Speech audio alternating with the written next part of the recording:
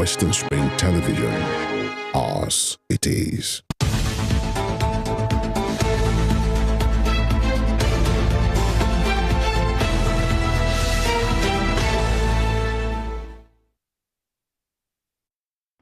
Good morning to you wherever you are viewing us from, and it's a pleasure to be back once again. Today is another day, and as we definitely coast down the week, hey, we say thank you for always being there with us. This is Western Spring Television, the station that says it as it is, right here, and we are transmitting live on channels 190 on the DTT on Star Times, and we are definitely doing real good on all our social media handles as well. We are live on Facebook, Instagram, and X at Western Spring Television. And also would like to let you know that our YouTube channel, our YouTube space, is definitely up and running at Western Spring Television. Like, share, and subscribe. Welcome to Morning Spring, the Thursday edition.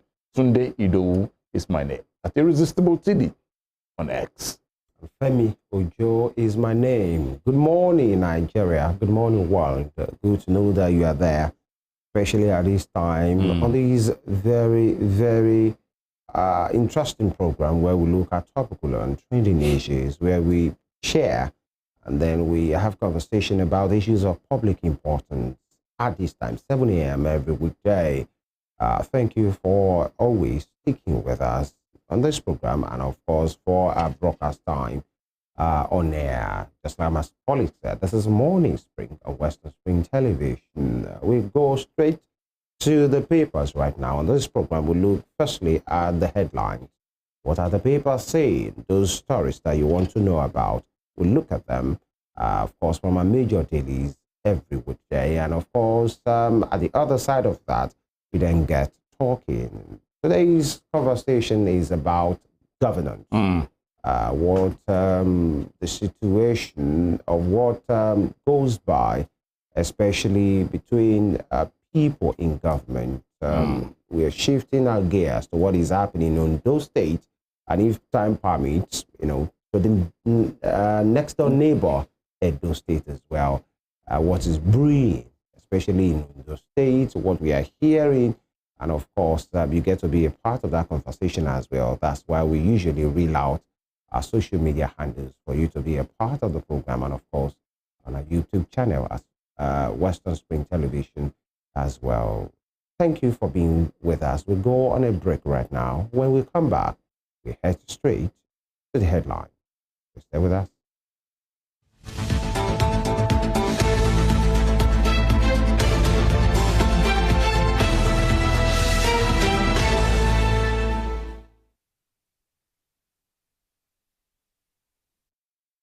Welcome back, and thank you for being here. Let's go down to the business of the morning as we will begin to check some of the major headlines making the rounds this morning from the pages of the different dailies that we have for you for today. I'll kick things off from the pages of the Punch newspaper, and it has the big bold headline, which some people have said it's been a topic for quite a whole while for now. Tinubu's academic record. APC tackles Atiku as U.S. court grants ex-VP's request. Two writers is associated to that story. Atiku's aide commend U.S. court, says Tinubu's academic record will be unveiled soon. And no cause for alarm. Atiku's case an exercise in futility. President has nothing to hide. That's credited to the APC. That it's a seasonal movie, and we hope eventually we will get to the bottom of all this. And the big picture caption there, this is really risky, and that's a road that has been cut into two somewhere in Lagos State, and it has the headline there: Lagos road collapse after downpour. Residents groan. Something urgent. This is dangerous, risky, and something urgent should be done at this moment in time. Coming further down on that same daily for today, the Punch newspaper, Naira tumbles to 980 Naira to a dollar. Forex shortage worsens. 980. That's alarming. Yeah. And on the red strip here, Mobat wife seeks Falanos intervention. Ekiti Assembly demands justice. There's been so much about this young man in the last 1 week, all over, majorly the southwest here in Nigeria, of the country. So many people have gone quite a whole lot, and we saw that happen here in our dear state, Ondo State, where people had to come out and they hit the roads all over the city yesterday in Ondo State, in Oshogbo. Yeah. And wow, they're seeking justice for the young Idowu Aloba who mysteriously passed away. We'll see what this looks like. Ekiti Assembly demands justice as well. All right. And moving further, strike. NLC ultimatum ends today. FG allays fear.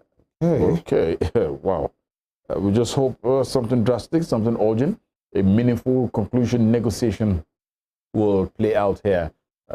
We don't want to see strike, but then when there is a need for something urgent that needs to be attended to, please, at every quarter, please let it be attended to. Police declare 24-hour curfew as tribunal sacks Kano governor. And you have that rider there, shops shut. NNPP supporters protest. Governor heads for appeal.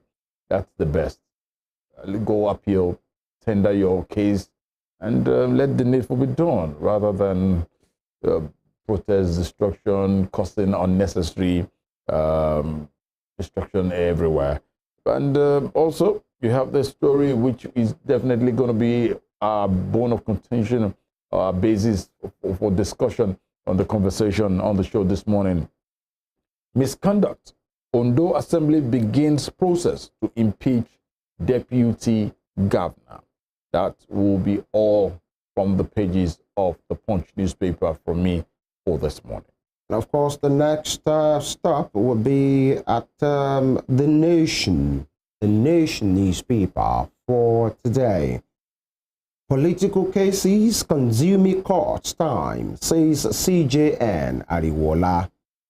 Political cases consuming court's time, says CJN Ariwola. I spoke very firmly on that yesterday when he said, so much litigation. Possibly Nigeria has the highest number of litigation in Africa, especially most of them being political. The outcome of different elections, people, expressing their displeasure and then going through the road of seeking justice at the court of law, as of course enshrined in our laws. But the CGN is saying this is getting too much. It's taking our time, and then it's taking the time of my lot as well. I think we're speaking at the swearing of some justices, I think of the appeal court. Yes, I stand corrected on that. Now, planned strike. NLC keeps federal government in suspense. NLC keeps federal government in suspense, all right? SGF ministers meet with VP Shatima. Okay, Labour state chapters waiting for go-ahead. Come on. This time again, SGF ministers meet with VP Shatima and Labour state chapters waiting for go-ahead. And of course, the boat picture is there of the President Bola Ahmed Tinubu at, he pictured pressing the closing bell on U.S. Africa Business Center, USA, there at the U.S. Chamber of Commerce yesterday. And of course, different people flanking him, both on the right and on the left, looking excited. That's the president there in the U.S. Now, moving on. Tribunal void 165,000 NNPP votes. Sacks Kano governor. Tribunal voids 165,000 NNPP votes, sacks Kano governor. And of course, Yusuf, judgment a human error. Okay, that's the governor there. And party heads for appeal court, that's the NNPP. It is God's wish, says Ganduje, that's APC national chairman. And of course, curfew imposed on state. Of course, maybe that's to forestall eventualities, but then, okay, maybe not necessarily a bad thing. It's just to prevent people expressing their views in very violent ways, which is okay and fine. But then I hope we get to the point in our history, in our nation, where we just take court verdict in the best of interest. Yeah, no need for anybody to be, to be unnecessarily agitated because you don't agree with the judgment of the court. Sometimes you lose, sometimes you win. So when you put up a curfew, which I think in the circumstance maybe is okay, but some persons' businesses are grounded. Absolutely. And that's because some persons might want to go violent. But I hope we develop and then grow to that, to that level as a people, to know that you will not always have your time. You will not always have your say. You can have your say. Some will have their way. Sometimes your way, sometimes the other person's way. All the people want to know is this really justice? Has this gone through the process, the right process of our law? All right. Shareholders accuse AMCON of depleting Arik Air's fleet from 19 to 2. Wow. Shareholders accuse AMCON of depleting Arik Air's fleet from 19 to 2. Okay. And a Dangote refinery will take off with crude from NNPCL. Good luck. Ondo House steps off moves to remove deputy governor. What's going on? Nigeria's solid minerals deposit worth $700 billion, says Alake. That's huge. Ogun plans trial for suspected Shagamu cultist. Ogun plans trial for suspected Shagamu cultists. We hope these will go the right way, and only these real suspect, the persons, the criminals, will really be punished, because we've seen situations that when there are cultist attacks and these back and forth, you see security agencies go into town or the community where that unrest has happened and just ransack there, arresting every young man or woman they see, possibly with some kind of unconventional dressing. Anybody with dread, they arrest. Anybody with tattoo, they arrest. Either that one is a cultist or not. We hope the right things will be done, because this is not the first time that these things has happened. But then it's a good thing that the security agencies and they are on this, and of course taking every suspect through the route of justice. They will have their day in court, but we hope there will not be just arbitrary kind of arrest just for anybody that they feel, can be profiled into who really a cultist is. All right. And finally, on the nation for today, Oluremi, my wife, friend, partner, says Tinubu has that sweet to hear from the president to his beloved wife, the First Lady, Mrs. Oluremi, Senator Oluremi Tinubu, and he's on the occasion of our 63rd birthday. Wow. Happy birthday, First Lady. Yeah. This is coming from, the Jagaban himself, so his beloved wife of so many years. That will be all on the front page of the nation for today. Quickly, I go straight to the pages of the Nigerian Tribune. The Nigerian Tribune is my next paper here. I will just breeze through some because virtually they all carry the same story for today. And checking out the big bold caption there, it says curfew in Kano as tribunal sacks governor.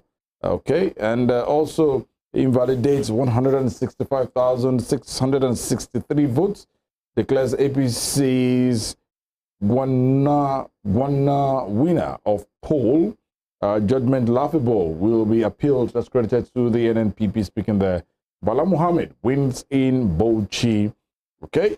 And you got a couple of pictures there. You have the governor of Lagos State, Mr. Babatunde Sanwo-Olu, alongside Tony Elumelu there. And also on the other side, you have President Bola Ahmed Tinubu at the NASDAQ.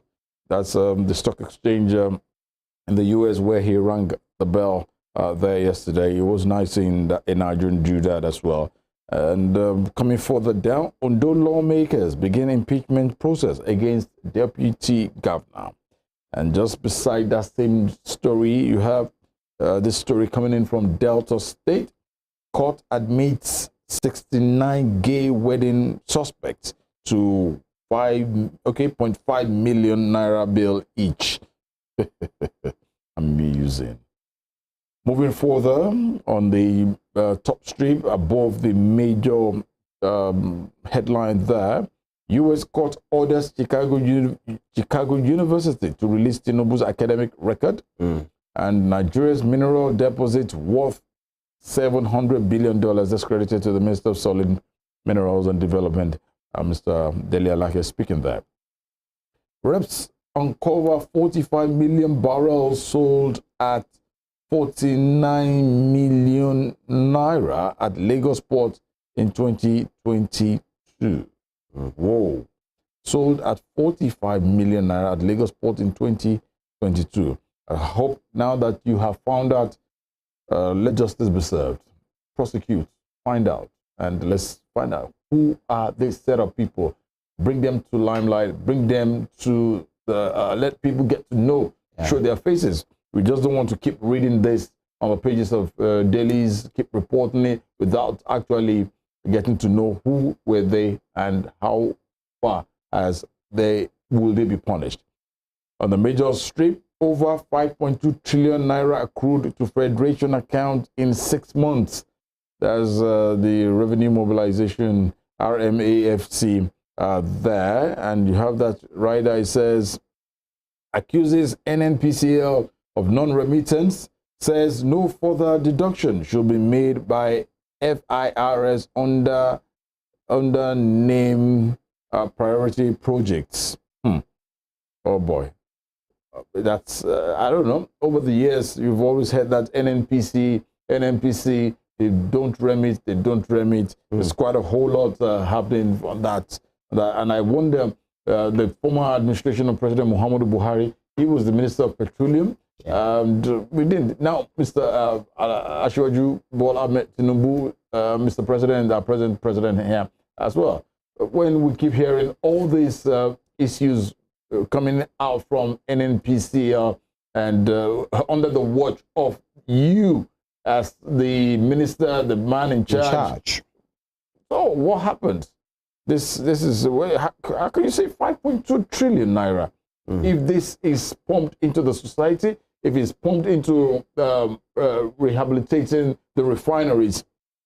Probably we won't be in this dire situation in which we are in Nigeria at this point in time. So we just hope the needful will be done. That's all from the pages of Nigerian Tribune. Straight to the Daily Sun. The Daily Sun for today. Curfew in Kano as tribunal sacks governor. Fear in other states. Curfew in Kano as tribunal sacks governor. Fear in other states. The Daily Sun has again on its front page, Bauchi governor's election affirmed.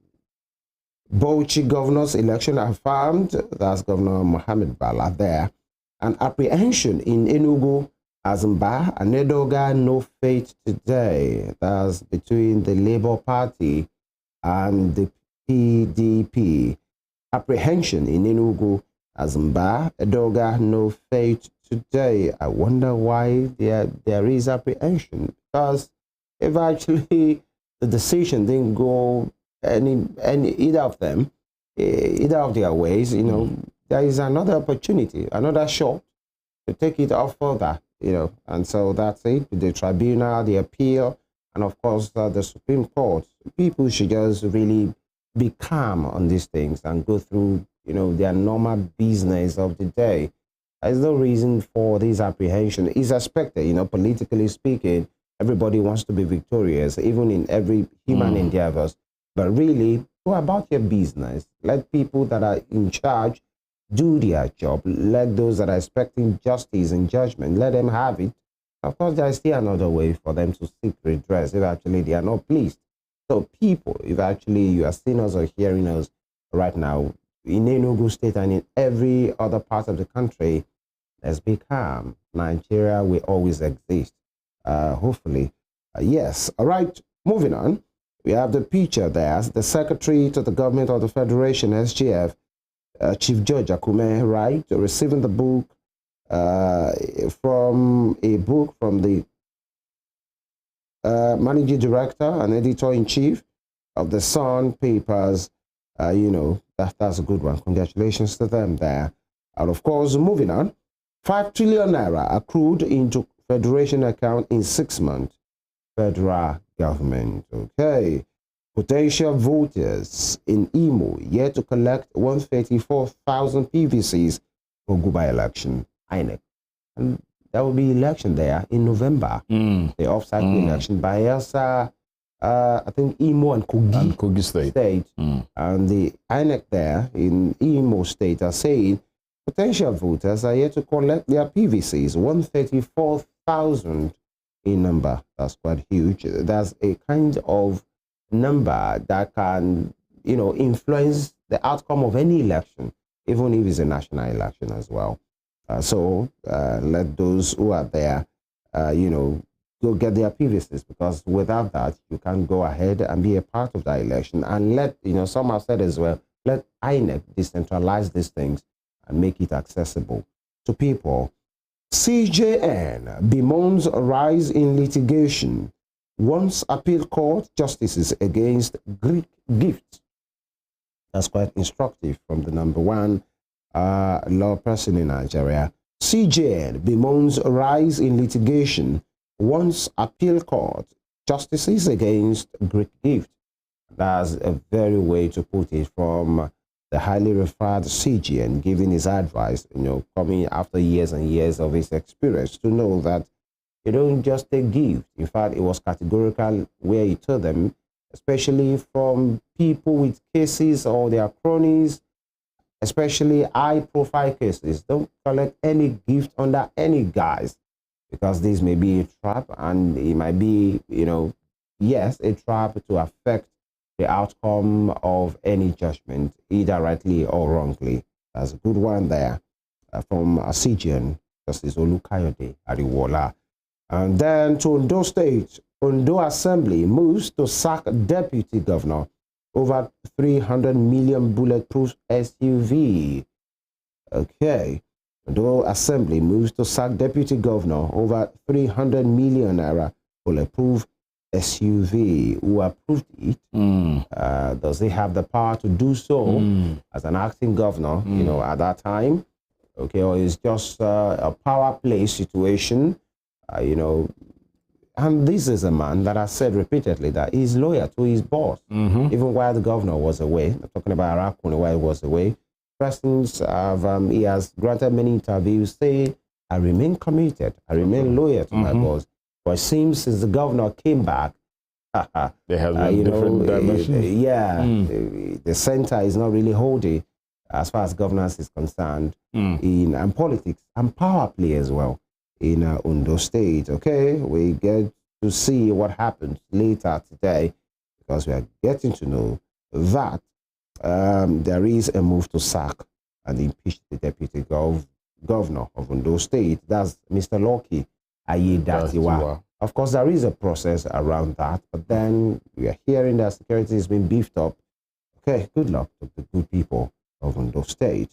Labour alleges fresh move to sell 110 Unity schools.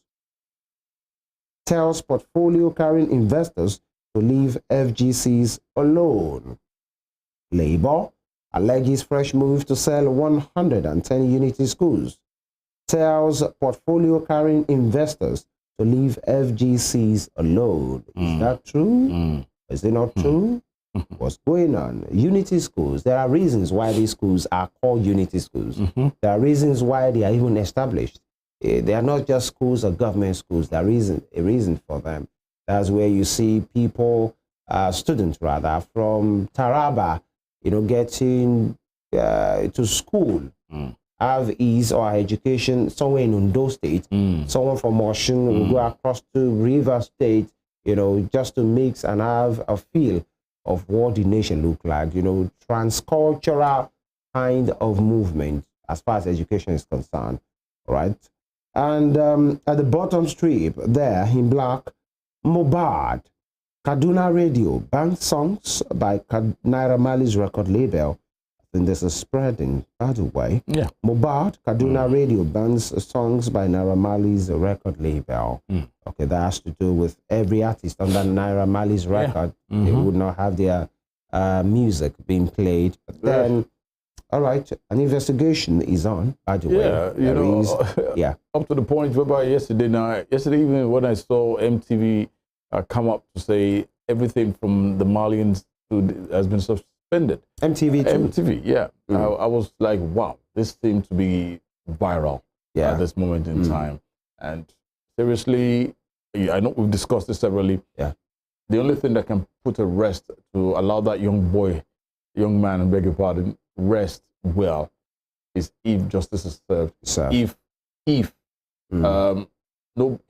died a natural death, may he so rest. I think the body is exhumed. Yeah, that's been exhumed. Well, we heard that it will be exhumed. But by and large, I think that's the only, and that will really bring respite to the very energetic youth of the state. Of course, I saw what happened yesterday in Ondo State, Oshogbo yesterday. The rally. We've seen what it looked like in Ekiti. We've seen what it looked like in Ibadan, in Abeokuta, in Delta. So we've seen Lagos. Youths could be very apprehensive at times when they're doing something. But we just want to see the outcome of this. Whatever it looks like. If this young boy died in natural death, nobody has a hand to his death.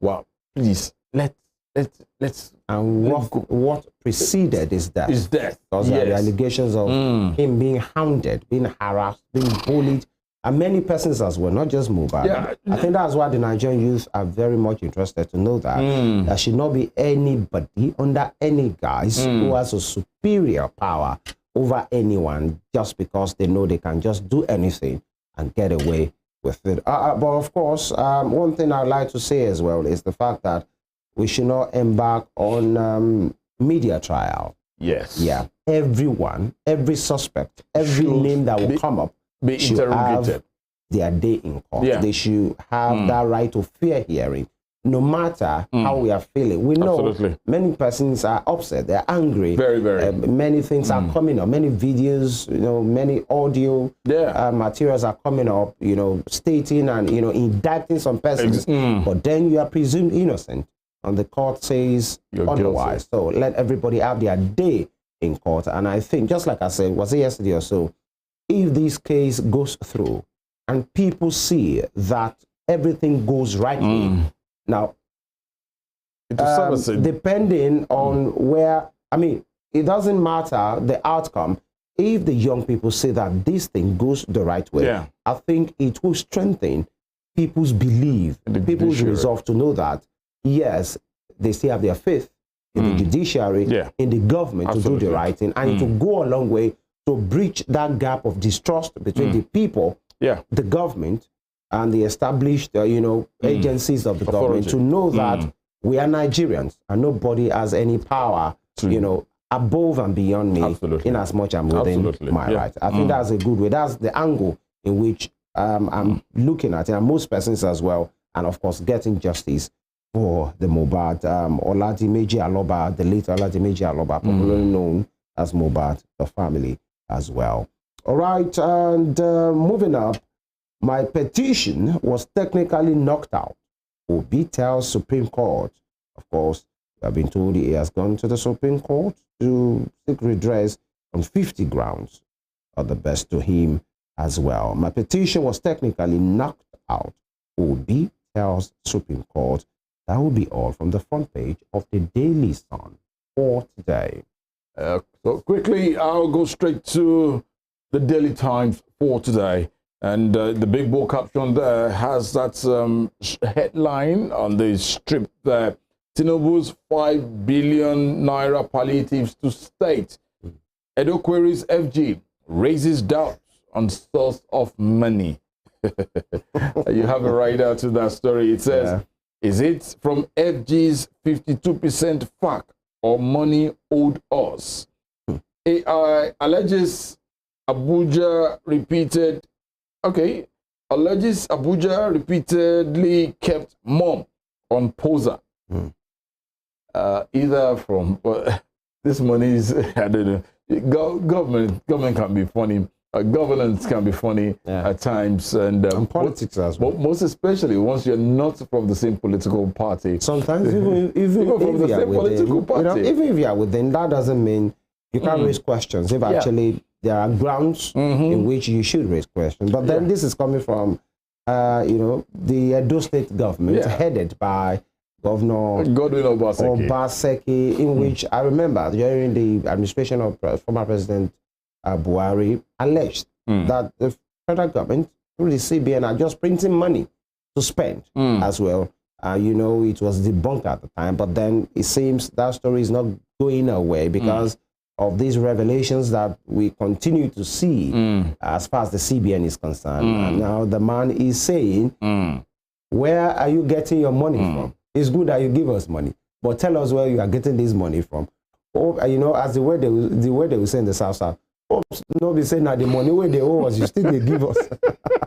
And when you listen to the way they have this tone, intonation, the way they come, they are kind of what we call pidgin language. And from people like us from this side, you can see the passion behind when they speak. We will just so is it from federal government's 52% far? Or now money when they owe us, now still they give. All right, moving on quickly from the same Daily Times for today. Impeachment axe dangles on a Ondo deputy governor. And talking more about again, go home. Oluwo urges protesting youth, says late singer will get justice. All right. Thank you, His Imperial Majesty. October 1, FG opts for low-key celebration. Okay.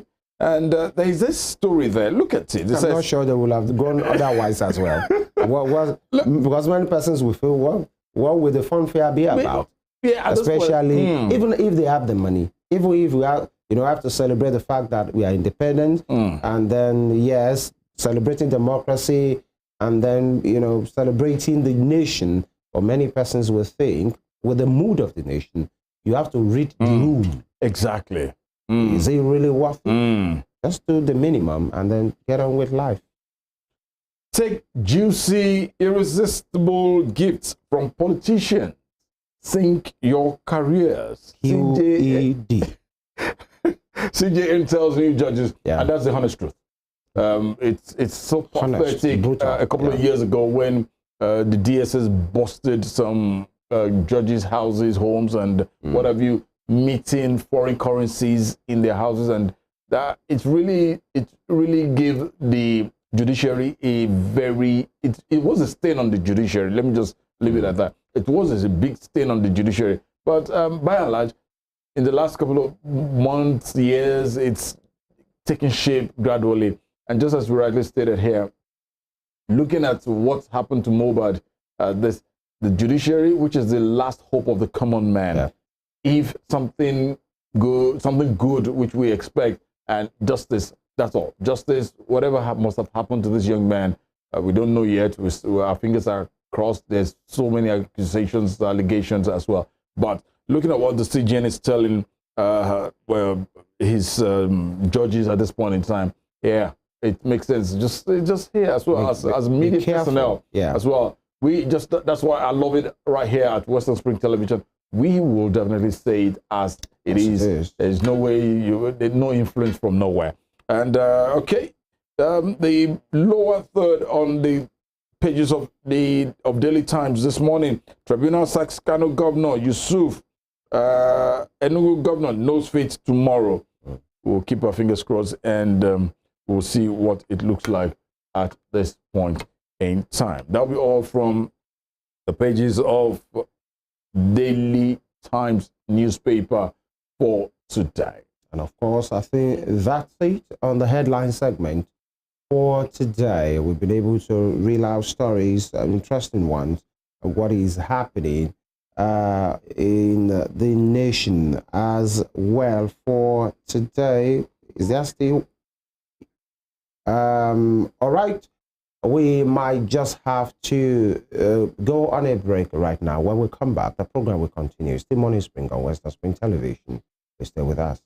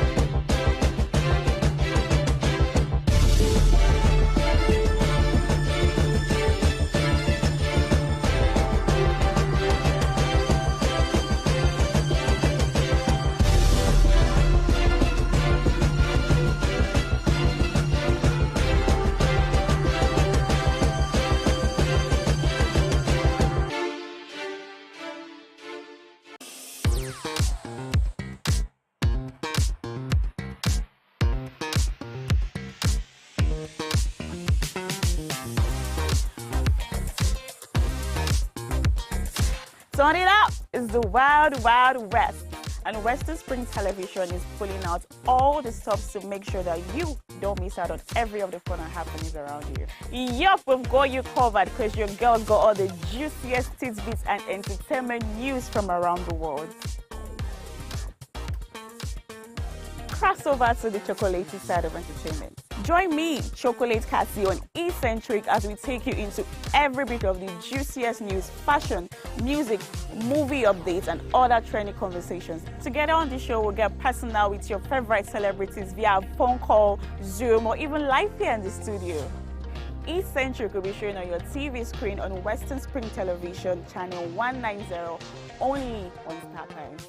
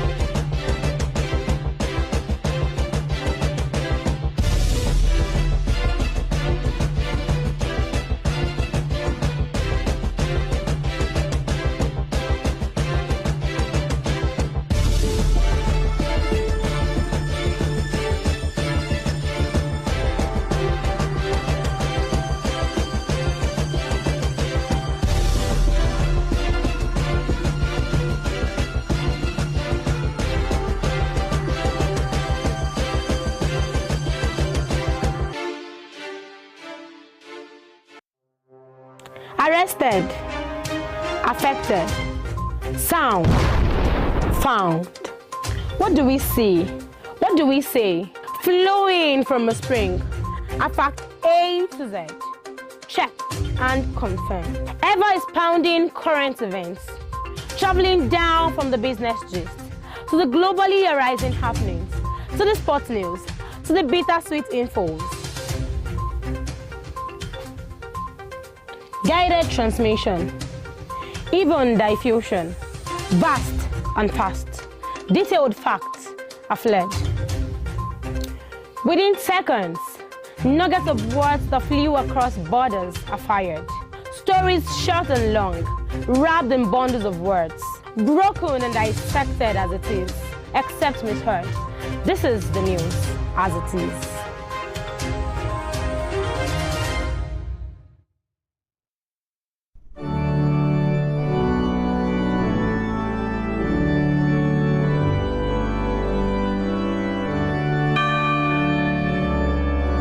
Here are 5 amazing fun facts I bet you never knew about Christianity. Number 1, there are over 2.4 billion Christians worldwide.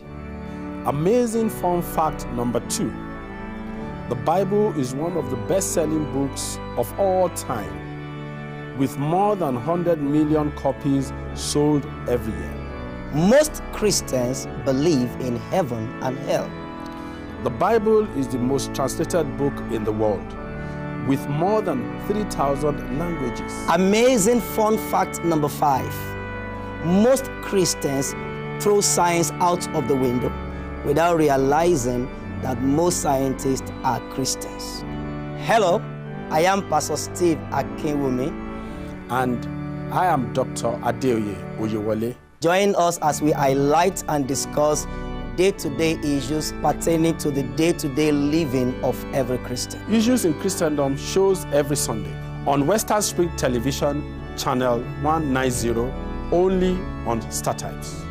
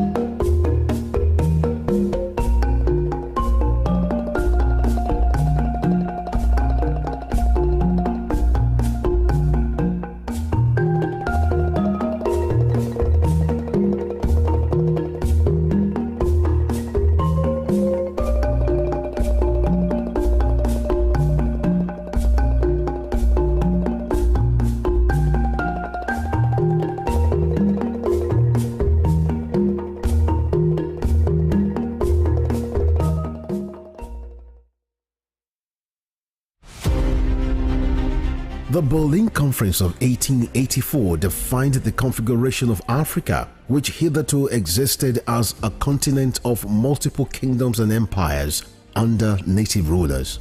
The conference, otherwise referred to as Congo Conference, regulated European colonization and trade in Africa as initiated by German leader Otto von Bismarck. The Berlin Conference is often called the scramble for and partitioning of Africa, as each of the imperial powers carved separate portions of the continent for themselves without recourse to racial and cultural identities and differences. 137 years after the Berlin Conference was held, Africa remains a legitimized playground for European nations that sought to exploit its wealth and resources and manipulate its human capital to promote trades and investments of Western powers. Western Spring Television identifies Berlin Conference as a major event in history.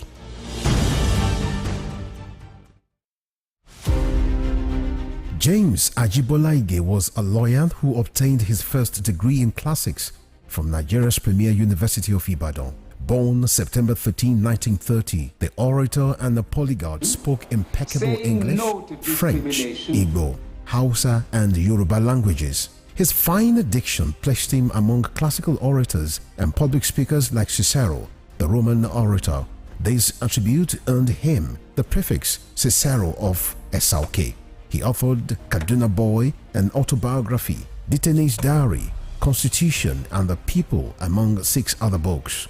Bola Ige was a colorful politician, elected governor of Ondo State in 1979 and appointed a federal minister in 1999. He was a pioneer founder of Afenifere, the Yoruba social, cultural, and political group. He invested his political sagacity to propel the group to the height of political leadership and decision-making in the southwest of Nigeria. Bola Ige was assassinated on the 23rd December 2001. His murderers are yet to be apprehended till today. Western Spring Television identifies Bola Ige as a watershed character in history.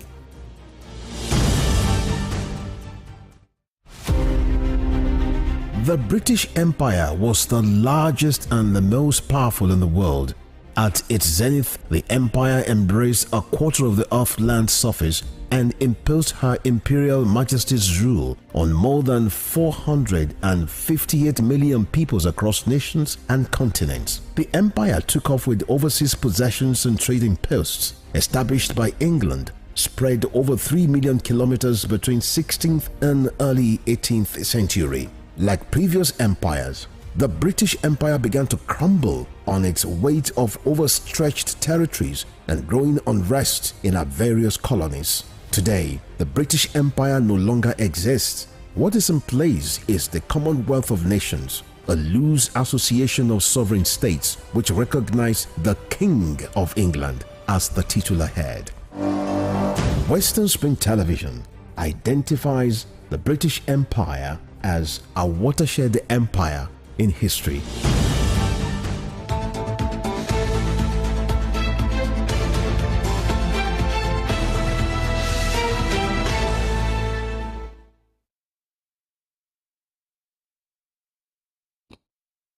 All right, you're welcome back. It's the Morning Spring on Western Spring Television.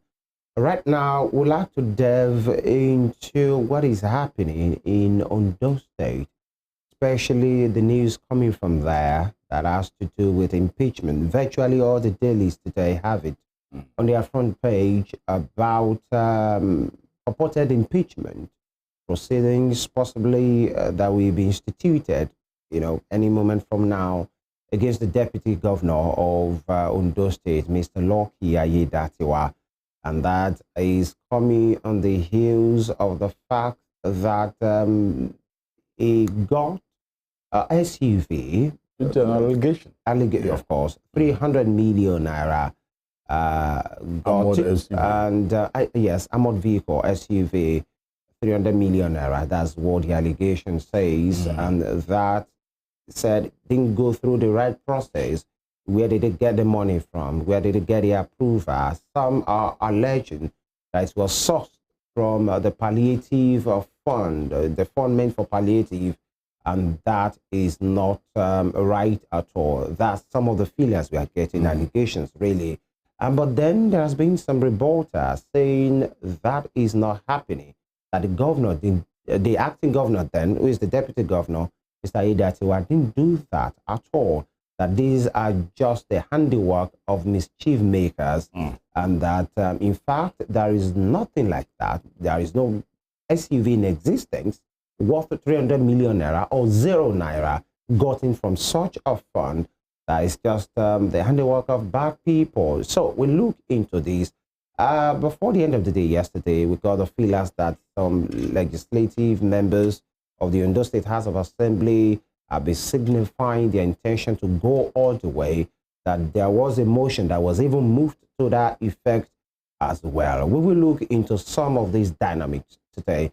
And then we are being joined on phone right now by Honorable Temitope Kolawole, was House of Rep candidate in the last election under 2019 under the ADC as well, and somebody that you will think is close to the deputy governor. Honorable Temitope Kolawole, good morning.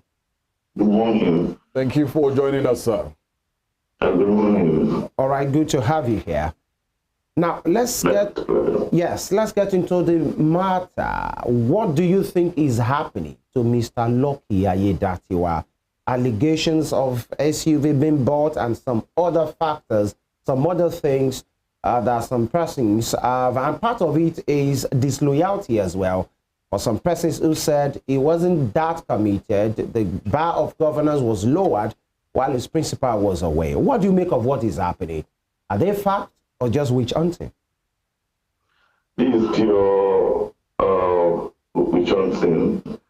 I want to say clearly that, first of all, I will greet all my people from Ondo State, a state that is known for peace and just progress. It's Sunshine State. This is for Ondo State and for concerned citizens of Ondo State. Lucky Ayedatiwa issue started the moment he was anointed to be the deputy governor after the crisis of the governor with Agbola Ajayi. Lucky did not come from the camp of the then Labour Party PDP, which is the camp of Femi Agago, Oladuniojo, which is the SSG. The governor went outrightly from that circle to pick somebody out of that caucus to be the deputy governor, and that was where the problem started from initially. So fast forward, 48 hours after the 48 hours after the speaker in Ondo State denied that there was no any attempt for an impeachment on the deputy governor. So hearing the issue about SUV, see the anatomy of the now structure of politics in Ondo State. Even we in the society we already know that Lucky Ayedatiwa is just a ceremonial governor. I mean, deputy governor, acting governor in that state. Even all commissioners and Lucky himself report to the IPPIX director, which is Babajide Akeredolu. Lucky cannot on his own approve any money for himself. I think there was this counter argument with the anointed candidates they have now, which is Wale Akintayewa, the Commissioner for Finance, who is also vying to be, I mean, it's also a candidate for the 2024 election. Even when Lucky was the acting governor, there were so many statements to him that if he needs any finance support, he should write federal government himself so that they can open a post for him. Not to talk of the first question we should ask ourselves here was that when was palliative sent to Ondo State? Were they not budget for the year when it comes to cars, vehicle, and all of that? These are not just, they're just trying to pollute the mind of the people of Ondo State against the deputy governor, who is already gaining support from natural people because of the kind of loyalty he gives to his master, to the leader. How am I involved in this? I was a candidate in 2019 election, and just like Lucky himself, Lucky was a candidate of APC as well, like SLDO in 2019 election. I think we have, so a PDP candidate won. A PDP won in October by the federal constituency where I was too. So he came, we spoke, he tried to advise all of us to work for the governor. Nobody wanted to work for Akeredolu after his first tenure. It takes people like Femi from Ekiti and the likes of them that came to Ondo State, because he also did not support his APC member during the election. He has a party he supported during 2019 election. AA and likes of it, everybody know the news. and I think he was sanctioned by the party for anti-party activity. Yes. So there were a lot of issues on ground. So the allegation of let's start from ab initio, it's total false and fabricated against the person of, because where I'm coming from is that we went to after election, we went to Idowu. We know the promises she made to our group, the then ADC, now in APC. It was all the statements then was so clear. If we should just give me time. Go ahead, please. I need to work with my boss. And I want to remain loyal to him until he will be the person that will ask me, okay, what are we going to do for this group? We found his loyalty to the governor so annoying because he has done that at the detriment of a supposed structure for him, a supposed followers for him, a supposed foot soldiers for him. At the detriment of all of this. Let me take you back to a moment when his own PA, vie for this just concluded 2023 election for House of Assembly. He was asked that, okay, who's your candidate for Elijah? What is all Elijah won? What he said is that, come, see, I don't have a candidate. Whoever the governor chooses as a candidate to be the candidate for every of the constituency. He didn't push anything forward for even his own PA that has been contesting before he becomes his PA. You can check all this fact out. So you will now be wondering where a lucky we have the power to say that he wants to go raise, or pull out a fund in the middle of the enemy there. So it's laughable, really, and so I think the angle of the governor should them check themselves. This is why I will not blame the governor directly, but maybe the people around the governor or the caucus of where Agbo left. I still expect the governor to pick from them as the deputy governor, but that was the issue when Lucky came. Most of the time I visit the office, I realize that even this man comes out of his executive council meeting broken most of the time. Because he found that this is a terrain for him that is a total stranger to the existing structure. So now they want him out because it's gaining people's pity, loyalty, and all. So this is pure politics. This is what, for Lucky Idowu, all this attack did not start yesterday.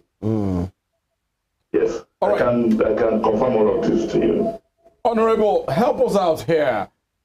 You're someone who knows him like the back of your hand. That's the Deputy Governor, His Excellency Lucky Idowu. And looking at what has been flying around, statements that has been flying around, and it has been stated that since his inauguration as Deputy Governor in 2021, is yet to get the full complement of the vehicles for his convoy. We heard that the Jeep, the SUV Mercedes-Benz he uses is his. Is that true? All the vehicle he uses is his own. He stays in his personal house at Alagbaka. The son's governor, about DJ Akeredolu, is the one staying in the place that the deputy governor should be staying at the government quarters. He's not staying there. Since 2021? Yes, sir. I can confirm this to you. What if you were to be my running mate? I should expect that this is your apartment. Why will the son of the governor be in that apartment? And in which capacity is he staying there? Yes. So it's now left for you journalists to find out and confirm all this information. Really, it's absurd because this is not how government should be run. And the vote that came for Akiti in 2020, the October election, is for Idowu. that makes the tickets to be for two people. The support, APC has never won Ondo South in any way. Everybody knows that Ondo South of Ondo State belongs to, is a terrain of the PDP. People would rather vote PDP without even any incentives or anything, without in that terrain, because they are known to be PDP. But people came all out that this is the first time an Elijah man is going to get something close to a deputy governor. They've never been a deputy before. So they give all the support to Lucky. So this is really sad that it's happening to this guy. That gave all support. Being careful of not making the same mistake that Agbo was alleged of, and ended up in this mess again. But the integrity of this man is why most of us concerned youth in Ondo State came out that no, we will not sleep and let this happen to this man.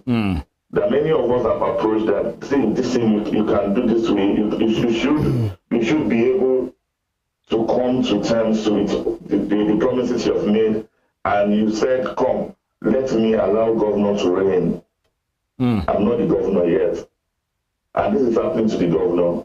No, I would like to call the person of Idowu, that even though he's not aware of whatever happens, or the hearsay he came back from Germany to the hearing. So I think he should try, as a father of the state, to try and hear the pulse of the people. Honorable. Nobody's paying. I'm here. Yeah, okay. Quickly, because of the want of time, let's try move forward a little bit here. It's been stated that 9 out of the 17 lawmakers have signed a petition. How true is this? Are you aware of this, rather? So we heard. Oh, it's still. But what about the heavy presence of security in front of the National State House of Assembly? I didn't get that. The security, we heard that there has been security that has been beefed up at the State House of Assembly. How true is this as well? And the question you should ask, that security is against who? For the abuse, state leaders that they want to come see or to say this cannot happen. We that don't even know what's happening there. I'm not an appointee of the government. I'm just a businessman. So I don't know what they are protecting themselves against. They are the one putting allegation out. They are the one voting. So who are they protecting? Even the deputy governor is not a violent man. He never made any change to the structure that the government left in his care. Even when he was in Germany for close to 4 months. So it's no violence here. They should.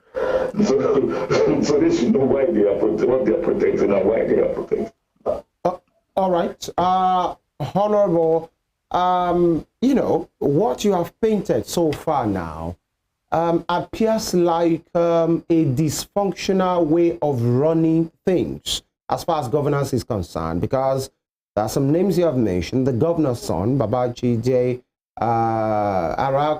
Akeredolu, possibly, who you have said, and according to you is verifiable, stays in the deputy governor's quarter. I asked that question, in what capacity? You said Mr. Aiyedatiwa lives in his own apartment, and you even said that Mr. Aiyedatiwa defers to the governor's son if actually he needs something to be done.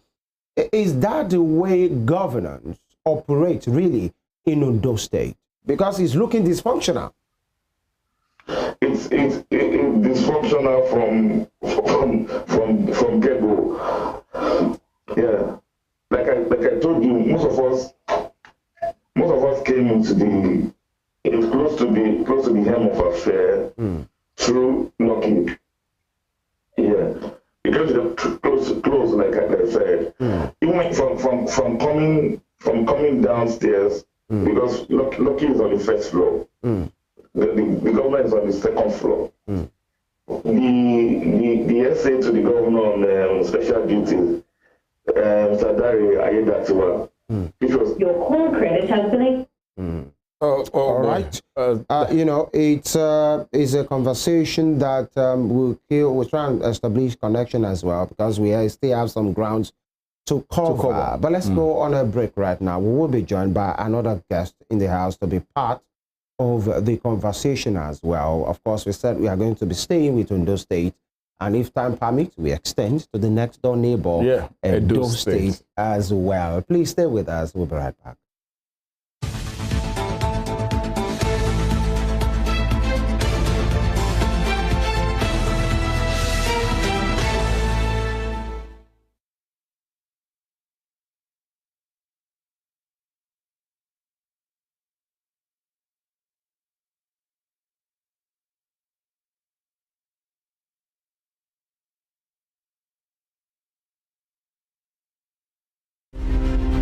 Fumilayo Ransom Kuti was an educationist and advocate of women's rights. She was recognized for her vitriolic comments against colonial policy of taxation as it affected the Nigerian women.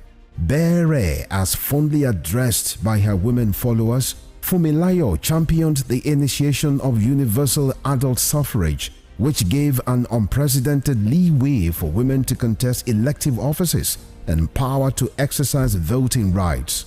Married to a foremost educationist and teacher, Israel Oladotun Ransom Kuti, the first president of Nigeria Union of Teachers, Fumilayo Ransom Kuti was the mother of children who inherited her spirit of activism. Olufela and Be Kololari, the former, a renowned musical legend.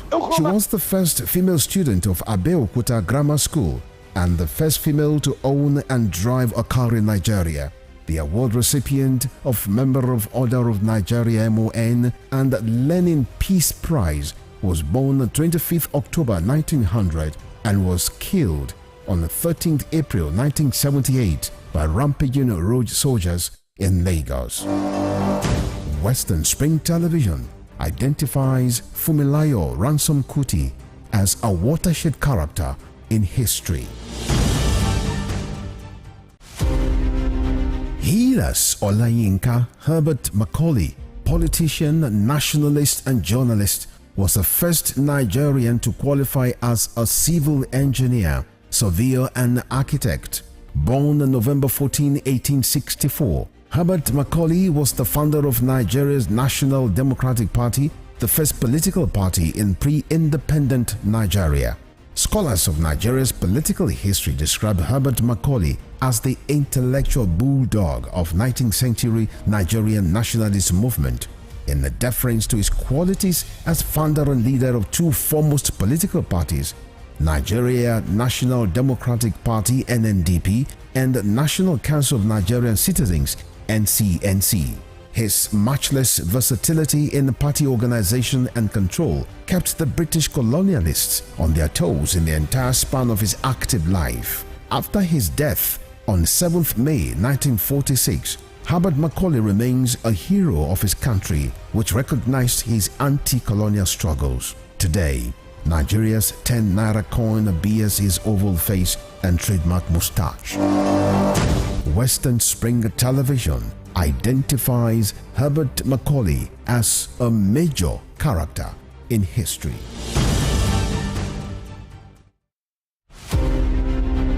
Kiriji War, also known as Ekiti-Parapa War, was waged among Yoruba main ethnic groups which emerged from the ruins of the falling Oyo Empire that were desperate to replace the awesome powers hitherto wielded by the Alaafin of Oyo. The Kiriji War is defined as a conflict of confederacy and unitary political system championed by Yorubas of different socio-economic and political interests. The Ibadan military aristocrats felt they deserved a dominant position for saving Yoruba land from being totally submerged by the Fulanis by their victory in Osogbo War of 1840 and Ijaye War of 1862. Kiriji War, that took its name from the booming motor sounds of European arms, festered for so long because the Industrial Revolution in Europe provoked high standards of slaves. The 16-year civil war also caused the emergence of new powerful kingdoms like Ibadan and the rise of powerful personalities like Oluyole, Ogunmola, Kuromi, Latosha, Shodeke, Fabumi, and Ogedengbe. One of the fallouts of Kiriji War was the birth of creative political and leadership structure in Yoruba land that was a blend of federalism and the autocratic monarchical system. Western Spring Television identifies Kiriji War as a watershed event. The Korean War of 1950 to 1953 pitched North and South Korea against each other in response to intrigues by nations beyond their border with different interests from those canvassed by the two brother nations. The Korean War had all the nuances of an external conflict induced by powers that were interested in subjugating North and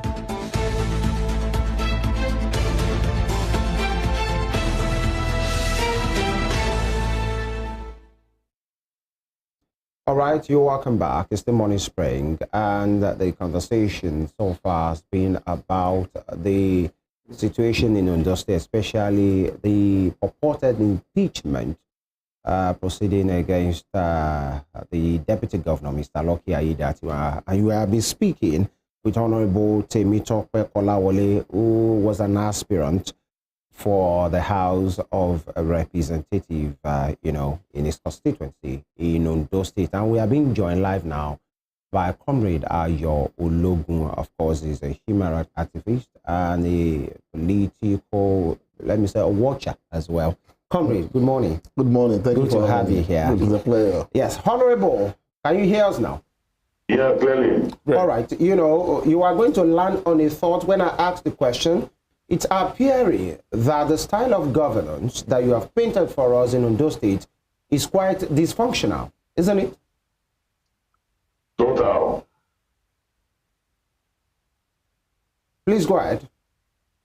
Total, in the sense that even lately, in the news, these are very viable facts.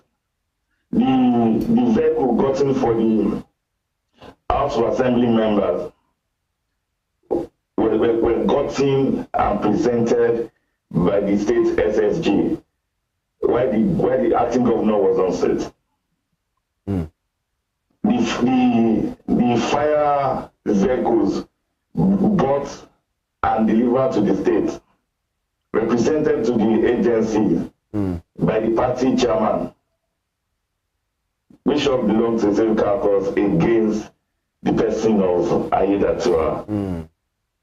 The affairs, the structure of the state is being run by the SA to the governor of special duties, person of Dare Arabaye. So how then can one come and say that the power or someone has enough? I can tell you categorically, if Aiyedatiwa is ashamed to come out and say it, that he's a ceremonial deputy governor and acting governor. People that are running the affairs of the government are behind the show. All right. Honorable, before I come to Comrade, does this have to do with politics? Does this have to do with who succeeds Arakuri in the next election? It has turned to that now. But that was not how it started. It has turned to that now. So, like you already see it in the open that a face is being sold. Attempt to start to be sold to the people, and it's all now about the 2024 election. And this is not for Lucky Aiyedatiwa. This is for Ondo State. We're coming out for Ondo State, not for Lucky Aiyedatiwa, because we must not watch as let our state be set on fire. It's happened the first time, and people are not finding it funny again. Seeing clearly. Now these attempts have turned Abuala Ajayi to a saint, and many of us are now apologizing, So Agbola Ajayi. Now we understood what it was trying to say the other time. All right, Honorable, before we come to our guests as well here in the studio, let me just say, what's the outlook of things in Ondo State right now? We hope tension isn't brewing at any point in time. Come again. What's the town looking like? What is it looking like in Ondo State at this point in time with what is transpiring between the governor and his deputy? I hope there is no palpable tension. The they're everywhere will be tensed by now. Haven't you confirmed to me yourself that there were heavy policemen, armed men guarding, and where the National and the House of Assembly is the center of the residentials where people live. So you can just imagine how porous the environment would have been by now. And people would rather want to stay back and like make sure they are safe first. All right. And that is not our state. All right, please just hold the line, Honorable. Stay with us on the line. Just as we have been told, we've been joined in the studio by another very intelligent journalist, a veteran, as I love to call him, a social critic, and Ayologun is in the house. Once again, we'd like to thank you for joining us. What do you make of what is happening in Ondo State at this moment in time? If we look at it to an extent, something like that is happening at Ondo State, and they are just closed door neighbor. But let's look at Ondo State at the moment. Well, what is happening in Ondo State can simply be termed as the war of uncertainties. Uncertainties because the governor is not who a governor should be. And what do you mean by the governor is not? I'm coming to that. Okay. And unfortunately, the man in the eyes of the storm, the deputy governor who was the acting governor, he also not what a deputy governor should be. Sometimes when individuals speak, people tend to say, oh, it's because he's not in government.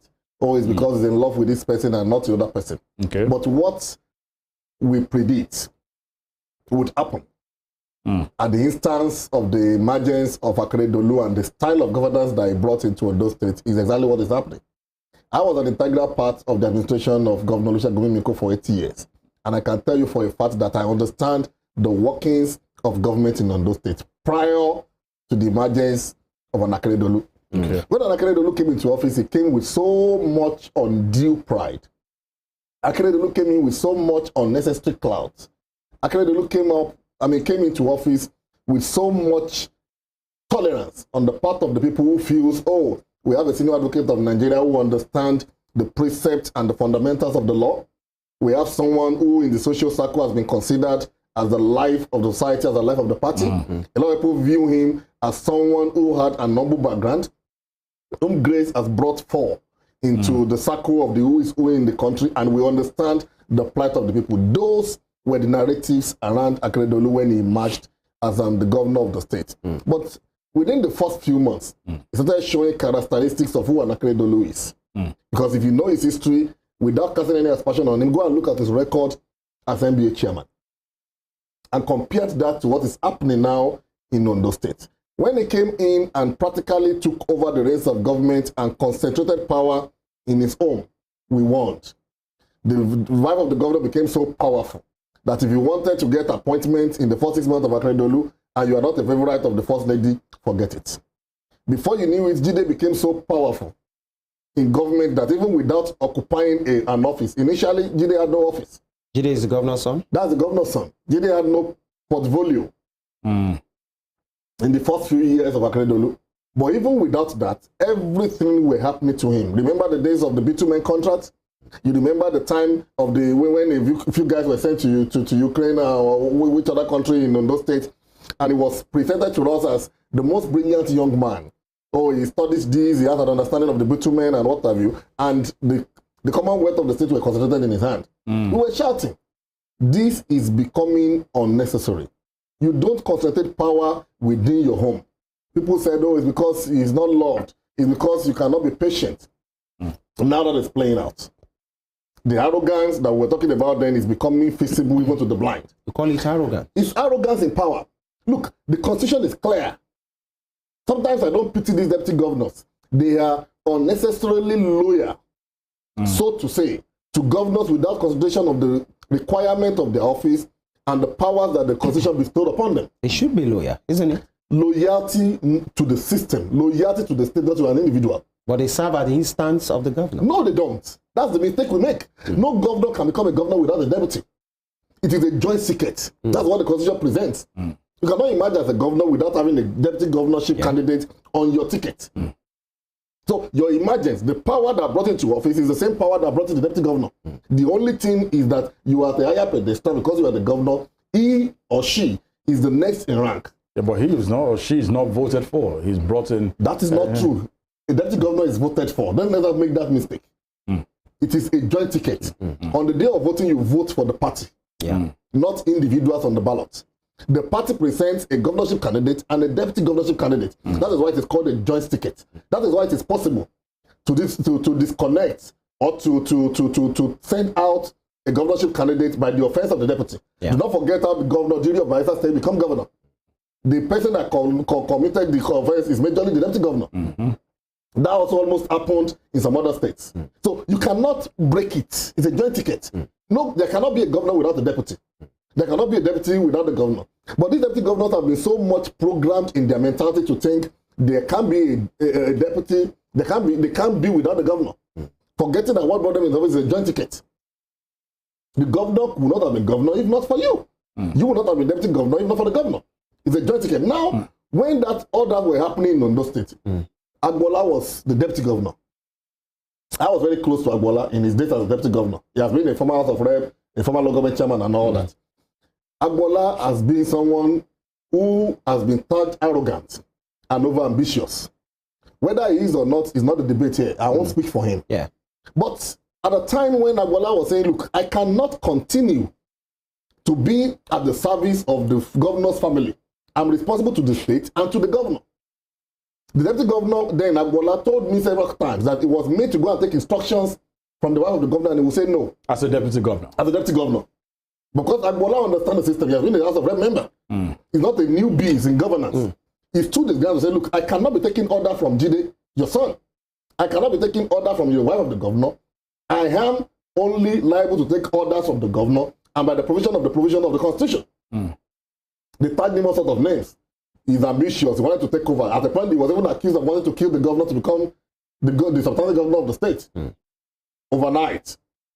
As it is often in all the assemblies across the country, the rubber stamp assembly in Ondo State were made to impeach him. Of course, they don't have any other language. They will tell you gross misconduct. That is a general language. Tell them, how many of them in the House of Assembly even understand the term gross misconduct? If you say somebody has committed offense of gross misconduct, list it. Is it money that is stole? Is he found wanting in the provision of the functionality of his office? Is he absconding from duty? Has he unduly enriched himself? Has that been a role assigned to him by the governor that he did not perform? You must be able to state what these gross misconducts were. Agbola was removed. Those that were in the company of the governor then rejoiced. And we warned, you are giving power unduly to this man. He's going to become a tiger that will devour everyone. And as if, before you say Jack Robinson, they went to bring Aidatiwa. Aidatiwa was practically unknown. Apart from that, the fact that he once contested as an aspirant under a party for the House of Rep and lost, and ran back to UK, I think. Then, he was brought in because they felt this is a man that can be controlled. And of course, Aidatiwa was under control. At a point in time, Aidatiwa was practically carrying the bag of the wife of the governor. Everywhere you see the wife of the governor, you will say Aidatiwa. He was a lawyer boy. Verifiable fact? Yes, verifiable. You can check videos of events of the wife of the governor. You will see Aidatiwa. It was almost like the boy in the house. The deputy governor gives him so much accolade for being loyal, for being faithful. He became almost the servant of the first family. At a point in time, some of us were referring to him as the PA to the wife of the governor because that was practically what it became. But a point will come in the life of every man when you will discover who you are. It's just the law of nature. So at a point, I guess people were speaking to him that, look, you are not the PA to the governor or to the wife of the governor. You are the deputy governor of the state. Rise up to the provision of the office that you occupy. I'm just saying. Perhaps people were saying that to him. So at the point, he became conscious of who he is. And unfortunately, it was about the time that the governor fell ill and was away.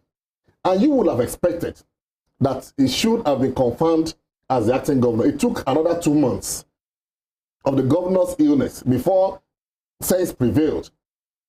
And Aiyedatiwa was made the acting governor. But even if, as an acting governor, he was a powerless acting governor because he brought it upon himself. With due respect. All right. How did he bring it upon himself? The moment you are confirmed as acting governor, nobody is saying you should wish your principal bad. Nobody should say you should dismantle whatever he has done. But you must be able to put your feet on the ground and make decisions in the interest of the state. Aiyedatiwa practically did not convey any council meeting while the governor was away, even as acting governor. A lot of decisions were taken and we're asking questions as civil society organizations, as individuals, that look, this should have been done. I listened to Tope make reference to some of those things. The House of Assembly was inaugurated. Vehicles were bought from them. The deputy governor, not even he was acting governor. The acting governor was not out of town. And the SSG was there, presenting vehicles to the House of Assembly member, and she was even unashamed to say that she was doing it on behalf of the governor. You cannot have two governors. Idowu was ill. He took a leave. So Aiyedatiwa was the acting governor. So even if you are performing that role, you should be performing that role on behalf of the acting governor of the state. The deputy governor was so, the executive was so unashamed, Ondo, to say that she was performing that duty on behalf of the governor. Of which governor? A governor that is on leave, and you are the acting governor. The other reference he made was when firefighting vehicles were presented. And then you brought an aberration, a party chairman, to come and represent the interest of the state to receive equipment meant for the state. What is the role of the party chairman in governance? It's for his party. He is as good as the chairman of Accord or chairman of Labour. All right. But you brought him into undue relevance in government. Now, let me submit on this. Yes. We are at this point we are. And people are beginning to realize that this is not about Aiyedatiwa. This is, I can tell you for a fact, that Aiyedatiwa himself is simply trying to survive. He's fighting for his political survival. And it's not him. It is the listeners around him, the likes of Adebowale, the likes of Aragbaye, the likes of Lado Niodu, and the rest of them. They are the ones that are holding the state by the jugular. Comrade, you said the governor is fighting for his own survival. How? Yes. He's the governor. He's the governor by the provision of the law. By the name, Akeredolu is the governor. Yes, but when it comes to performance and action, it's no longer the governor. I'll tell you why. How so? Of all the appointments made so far in the presidency of President Bola Ahmed Tinubu that has come to Ondo State, none, and quote me, none of it has been by the influence of Akeredolu. He was away. He was away does not take away his political influence. But he is no longer relevant in the scheme of things in who becomes what at the federal level. If Akeredolu had been on seat as governor, Ebumi Ojo would not have become minister. You think so? Perhaps it will have been a Jide. Yes. I'm aware of the list, the three names that were listed to the national, sent to the presidency for appointment before Ebumi Ojo became minister. Ebumi Ojo's name was not even on the list. All right, let's hold on, comrade, for a while. Honorable Temitope, are you still with us? Can you hear us clearly? Yeah, I mean, great. And listening to Comrade Ayologun, he stated quite a whole lot. Do you buy it, or probably he has derailed? Is this the true picture of things? it just depends on how Can you repeat that? Please say that again.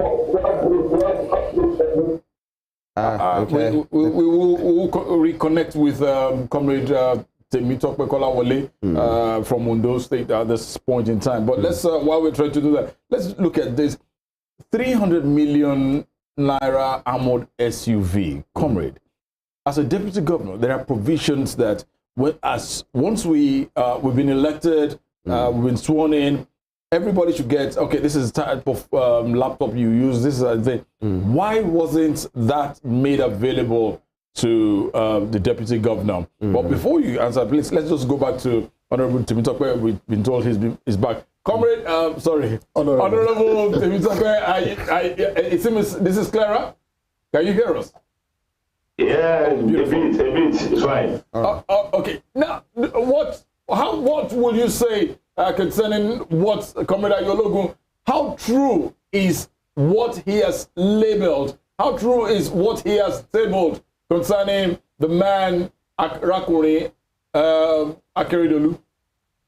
He has just confirmed all I have been saying. Because you will see that the governance in Ondo State going on right now is not directly from the table of Idowu that came into the country and is in the battle. And every 5 votes to him just for endorsement. Ondo State is being run by Dare Alagbaye, Oladuni Odu, and their caucus. So it's an aberration. It's rude and offensive to the person. So like I said earlier, and the commentator also have made it clear that this for Ondo State, and this is what I have said earlier. We will not allow anybody come from a strange place and destroy the state for us and go back to where they came from. No, we will not watch that happen to Ondo State. This is different, way different from what is happening to Shaibu and his boss. This is not about, this started earlier than even now. It is not all about, that I want to remain as an intention to contest for 2024-2025 election. It is not. This is about a family running the affair of a state that seems a personal business. And like he has said too, that those were the words of Agbola Ajayi, that it cannot be taking instructions from son and mother. That is to take instructions from just the governor. And it's all playing out now. All right, Honorable, before we bring it on from Ondo State and head to Edo State now, one would say this picture that has been painted by you, and of course, comrade in the studio, one would say, where are the elders of Ondo State? Within the party or outside the party? You guys are of the APC, and you are seeing that these are not the way things are supposed to be done, especially with the situation, with this, dysfunction that is happening. In the middle of all that, you said it starts with Lucky Aiyedatiwa, so it has started since the time of Honorable Agbola Ajayi, the former deputy governor. And in fact, comrade said it's like a toga that Arakuri brought into governance. Where were the elders, the meaning people of Ondo State to say this is not the way things should have been done, even till now? In all fairness, I mean, in the media, on the street, the elders actually lend their voice on this. Some people rather stay off politics because of all this action, that this is not how to run government. This is not how to. A commissioner is not necessarily supposed to leave his house this morning and first of all go and prostrate in Gideon's office before he goes back to his own office. And an elderly man that you appoint as a commissioner will need to prostrate for your son before he goes back to his office to resume. No, that's not the Ondo State we used to be done. That's not the Ondo State our fathers sacrificed for. No.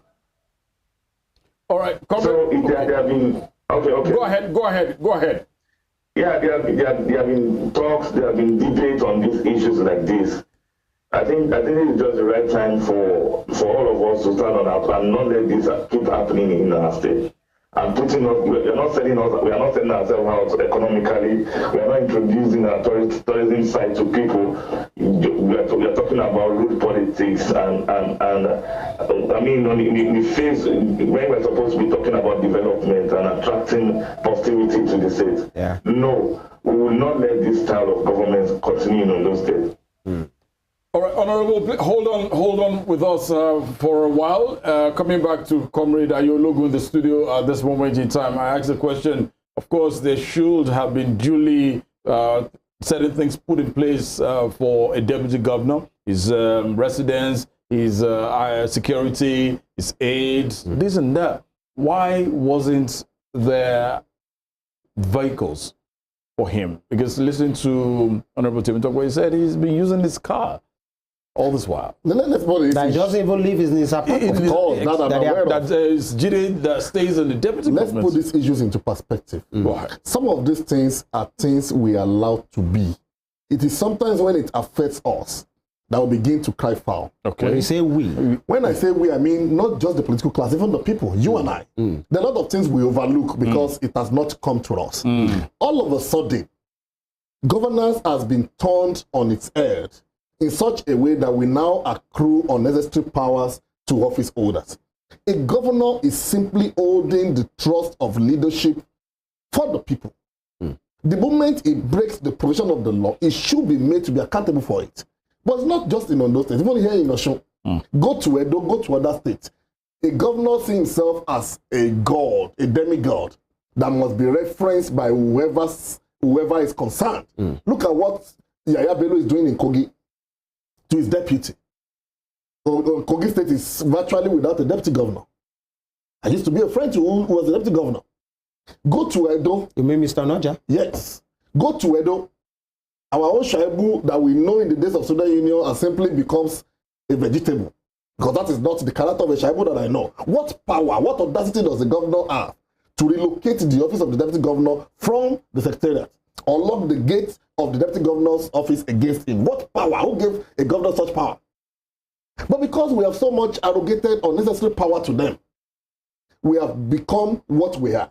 Number one, the only strength, the only grace that should have saved all these deputy governors should have been House of Assembly. Yeah. But you know what the governor does? The governor practically unpicks the members of the House of Assembly. Hardly can you find a deputy governor in any state having 2 of his own loyalists in the House of Assembly. The governor practically unpicks them. I know more than 70% of the members of the House of Assembly in Ondo State. More than, out of about 20-something of them, more than 15 of them are my friends. And I can tell you the process of their emergence. I can tell you how they emerge as candidates as members of the House of Assembly. I can tell you their pedigree and where they're coming from. So they do not have a mind of their own. They did not get a ticket to become House of Assembly because they are brilliant, because they are outstanding, because they campaigned and won elections. So how are they picked? They were picked by the governor and his first family. A lot of them are either friends to Jide, or they are friends to the younger sisters of Jide, or they are one way, their father is one way or the other related to the wife of the governor. That is across the local government. Across the 18 local government of Ondo State. That is how they came to be. We're on live TV, I can't be mentioning names. Without the support of now, deputy governor. Which deputy governor? Deputy governor does not have a single person in the House of Assembly of Ondo State as we speak. Not even the one from his own constituency. Did he have an influence on how he became the member of the House of Assembly? So these ones have tied their own hand to the apron of the governor because that is the place of their emergence. So the governor can simply tell them, there has been an allegation as of last night, which I'm waiting for any of the members of the Assembly to come and debunk. The allegation is that each of them got 5 million naira to do what they have started doing yesterday. The 9 of them that have signed got 5 million naira. And I ask, ordinarily, what should 5 million naira be to an House of Assembly member? From who? From where? Of course, from the Idowu family. The question is an allegation which they have not debunked. But if that be the case, what is 5 million naira to an House of Assembly member? Should that be their what? And if you are being made to do things against the governor, are there no standing rules? Are there no provisions in the Constitution? So I said we as people the other time, because we need to go back to the drawing board. We need to decipher, we need to make clear the provisions of the law and allow it to stand. When you have a senior advocate of Nigeria that does not respect court orders, what do you have? What do you get? When you have a system where the governor dictates what happens, when the governor dictates whether the deputy governor should have an official vehicle or not, are there no provisions? Then questions should be asked from the head of service, questions should be asked from the general of that state, questions should be asked from everyone in charge of the finance of that, because there are provisions. The moment you become governor or the deputy governor, the first thing is the renovation of your office, your official vehicle, your orderly, these things are clearly stated. So when they don't get it, they should not only ask the governor questions because he has made himself dominant about the, they will also ask the people that are involved, that are responsible for the functionality of these things, to are failed. Now, comrade, that's where I come in. When the paraphernalia of office is not accorded to you as the deputy governor, why keep quiet? He kept quiet because he was unduly loyal. He was playing along. He wanted to buy. Why didn't he speak up? That is where the problem of there is a proverb in Yoruba, and like, you know, you can't be made a chief in a second quarter and you won't have the orders of the chief. When you know these are not the way it should go, why not speak up? If actually you'll be there in a ceremonial way, why not pull out? That is the questions that should be asked of Aiyedatiwa. Why did he wait this long? Look, there is a limit to how you can serve or ride on the back of a tiger. You will end up in his belly. That's simply what has happened to Aiyedatiwa. he was practically riding on the back of a tiger, hoping that he will warm himself to them, he will be so accepted by them, and they will see him as someone who is absolutely loyal. Because of ambition or what? Ambition? I'm not God. But except for God's interference, I do not see how an Aiyedatiwa will have become governor of Ondo State. Maybe if he supported. Even if Akeredolu supported him. Look, these things are too clear. Even Mimiko, that was seen or that was assumed to be overtly clever, could not even force his own candidate at the expiration of his 8th term on the state. That's what paved you for Akeredolu. Not to not talk of an Akeredolu that is unpopular and a deputy that is unaccepted. So, except for God's intervention, there's no way an Aiyedatiwa will have been governor in Ondo State. So, to what extent will have been the undue loyalty that you are a governor and you don't stay in the deputy, you're a deputy governor, you don't stay in the deputy governor quarters, the governor says occupying your quarters and you kept quiet. So if for people like Tope and a few of his friends that are bringing this out into the fore, how would the people of the state have known?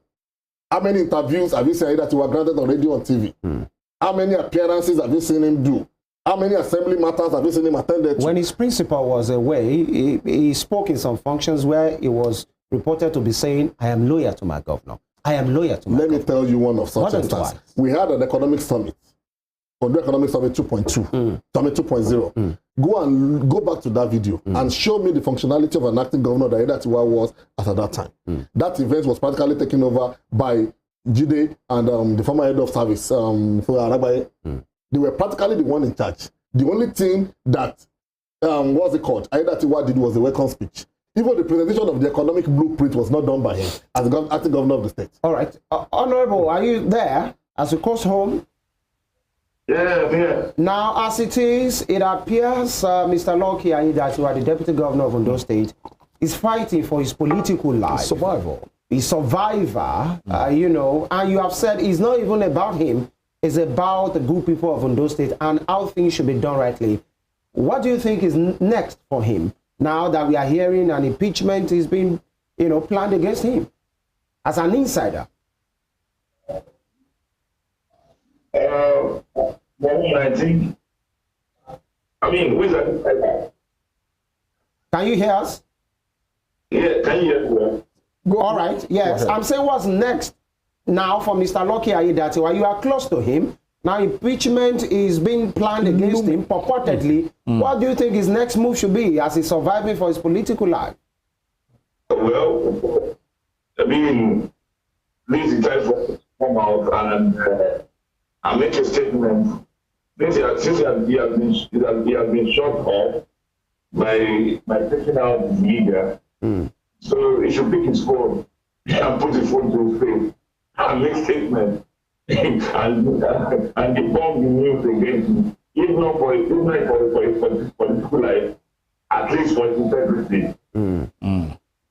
Yes. All right. At this point, you have to fight for the integrity, not even political life anymore. Even though you leave the office, you should leave honorably, not with a dead integrity of things that you did not do.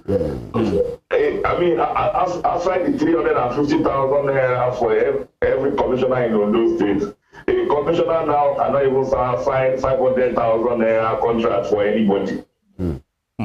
Everything must pass through the table of Jide to the Mama to everybody. I mean, it's a government of a cycle. All right.